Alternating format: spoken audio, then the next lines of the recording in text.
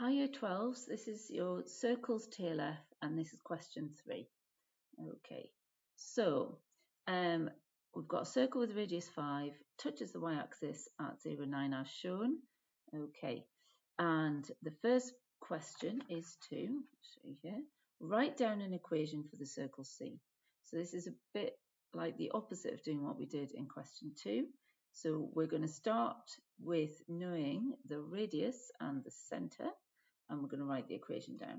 So let's have a look. If we know the radius is 5, if we go straight across from our tangent here, we know that's a nice right angle, so we're going to still be on a level. So the y coordinate is still going to be 9. And the x coordinate is going to be, well, if this is 5 along, went from 0, this will be negative 5. Okay, so we know that the centre is negative 5, 9, and the radius is 5. So we can use our general equations and we write down x minus the x coordinate, so that'll be plus 5 all squared, plus y minus the y coordinate, and that's all squared, is equal to the radius squared, which is 25.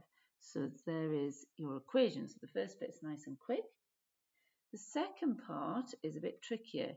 So notice it's just a find though, you don't have to write loads of working. However, I think you need to do some working out for this just to know what's going on. So a line through a point P, 8, negative 7. So on the diagram that'll be kind of somewhere over here. Okay, is a tangent to the circle at a point T. Okay, and we have to find the length of PT. So if the line going through P is a tangent to the circle, so I'm going to do a dodgy line here. So there's my point. I'm going to go, trying to join it there. So that could be a possible T, but notice we could go the other side of the circle.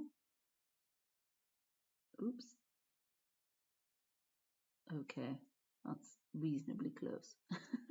Right, so I've got options there for where T could be, and I want to find that distance from P to T. And I'm thinking tangents to circles, I know they meet the radius at a nice right angle, don't they? So I could sketch that in.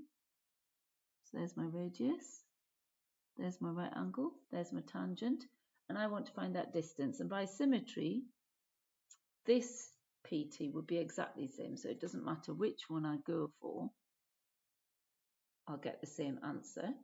Notice also that it's not a tangent here, it would only be a tangent there if the point P was somewhere on this y-axis, but it's not because it's at 8, negative 7. Okay, so just be really careful with that. So I've sketched a picture of what's going on. Right angles I like usually because they help. If we could join up from the center of the circle to P, and then we get a nice right angled triangle for which we know Pythagoras. Now we know this distance here is 5. Okay, we could work out this distance here because we know the coordinates of the center and we know the coordinates of P. So that's what we're going to do. So let's call the center, so there's already a C in there, isn't there? So we'll call the center X. Okay, so if I want to, if I want to find the distance XP, remember it's the square root of, don't know why I'm using green, so the difference in the x coordinates, so remember the center is at minus 5, 9, so I'm going to do 8 take away negative 5 all squared, and the difference between the y coordinates, negative 7 take away 9 all squared. So if I do that, I'm just going to make my calculator do, because that's an awful lot easier. Okay, so the square root of 8 plus 5 squared plus negative 7 take away 9 squared, and that gives me 5 root 17. Okay, right, so now we've got two distances in our triangle. So we can just use Pythagoras to get the third side of that triangle. Okay. So we've got that PT squared is going to equal xp squared minus the radius squared. Okay.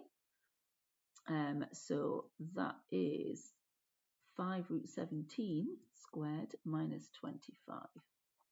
Again, I'm going to use the lovely calculator, so let's just square the answer.